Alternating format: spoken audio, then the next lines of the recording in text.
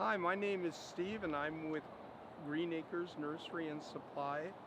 And today in this video we're going to be talking about when your first and last frost date is for your area. The frost date is the first day that the nightly temperatures going to get down to 32 degrees or lower. The first frost date in your area, you can click on the link below to find the zone that you're in. Your zone will tell you when your first and last frost date is for your area.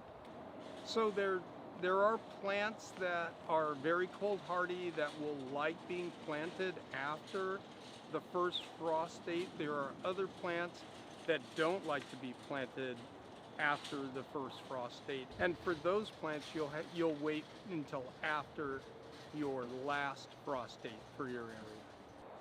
So for example, like sunflowers, you'll be waiting till after the last frost date to plant those because they do not like to be planted in the frost, so you need to wait until after your last frost date for them to be successful. I hope this video was helpful for you. If you have any questions, please visit us at Green Acres Nursery and Supply.